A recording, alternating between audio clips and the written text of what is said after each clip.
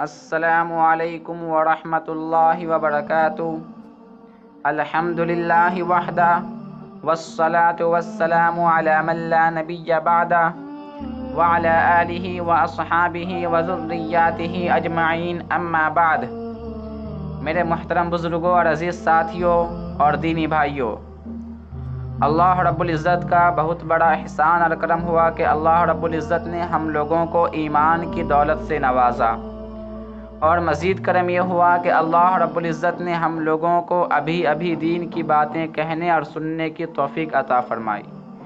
میرے عزیزوں اور پیارے دوستو، آج کا میرا موضوع داعی کے فضائل کے بارے میں ہے۔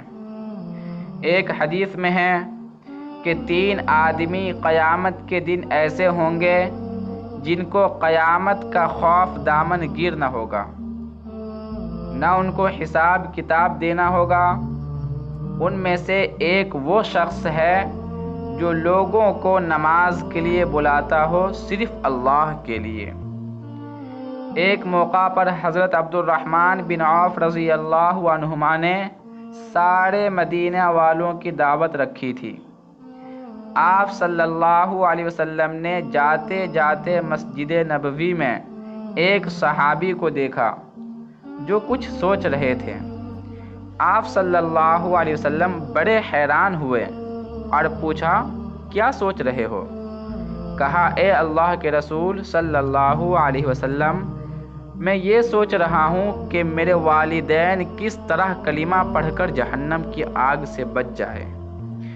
یہ سننا تھا کہ آپ صلی اللہ علیہ وسلم نے فرمایا کہ اگر عبد الرحمن سارے مدینہ والوں کی دعوت کر دے تو تیری سوچ کے ثواب تک نہیں پہنچ سکتا۔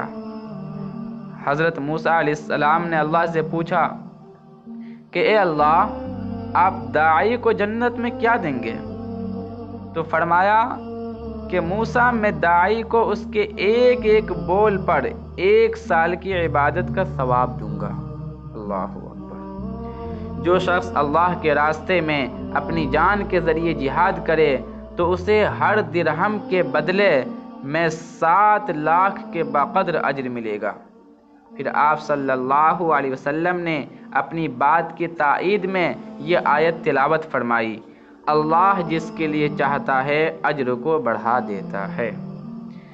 حضرت سہل بن معاذ رضی اللہ عنہما اپنے والد سے نقل کرتے ہیں کہ اللہ کے راستے میں نماز، روزہ اور اللہ کا ذکر اللہ کے راستے میں خرچ کرنے کے مقابلے میں 700 گنا بڑھا دیا جاتا ہے۔ 7 لاکھ کو 700 سے ضرب دینے پر 49 کروڑ بنتے ہیں۔ حضرت انس رضی اللہ عنہ فرماتے ہیں کہ حضور صلی اللہ علیہ وسلم نے ارشاد فرمایا، میں تمہیں ایسے لوگ نہ بتاؤں جو نہ نبی ہوں گے اور نہ شہید، لیکن ان کو اللہ کے یہاں اتنا اونچا مقام ملے گا کہ قیامت کے دن نبی اور شہید بھی انہیں دیکھ کر خوش ہوں گے، اور وہ نور کے خاص ممبروں پر ہوں گے اور پہچانے جائیں گے۔ صحابہ رضی اللہ عنہم اجمعین نے پوچھا، یا رسول اللہ، وہ کون لوگ ہوں گے؟ آپ صلی اللہ علیہ وسلم نے ارشاد فرمایا، یہ وہ لوگ ہوں گے جو اللہ کے بندوں کو اللہ کا محبوب بناتے ہیں اور اللہ کو اس کے بندوں کا محبوب بناتے ہیں، اور لوگوں کے خیر خواہ بن کر زمین پر پھرتے ہیں۔ ایک آدمی نے کہا، یا رسول اللہ، میں اپنے مال میں سے کچھ خرچ کر دوں تو مجھے اللہ کے راستے میں جانے کا ثواب ملے گا؟ حضور صلی اللہ علیہ وسلم نے پوچھا، تیرے پاس کتنے پیسے ہیں؟ اس نے کہا، میرے پاس 6000 روپے ہیں۔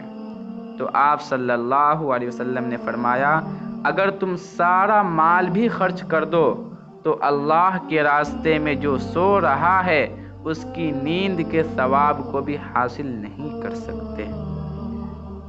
حضرت عبد الرحمن رضی اللہ عنہ نے 30 غلام آزاد کیے۔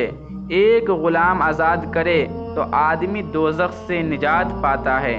ایک آدمی حیران ہو کر ان کو دیکھنے لگا۔ آپ نے اس کو دیکھ کر کہا کہ میں نے جو ابھی 30 غلام آزاد کیے ہیں، ان سے بڑا عمل بتاؤں؟ کہا ضرور بتائیے۔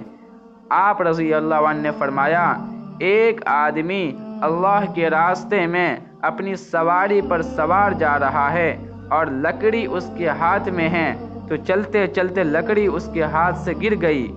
اب نیچے اتر کر اس سوار کو لکڑی اٹھانے کی وجہ سے جو تکلیف ہوئی اس پر جو اجر ملے گا وہ 30 غلام آزاد کرنے سے زیادہ ہوگا۔ اللہ اکبر۔ اللہ رب العزت سے دعا ہے کہ اللہ رب العزت ہمیں بھی اپنے راستے کے لیے قبول فرمائے۔ آمین ثم آمین۔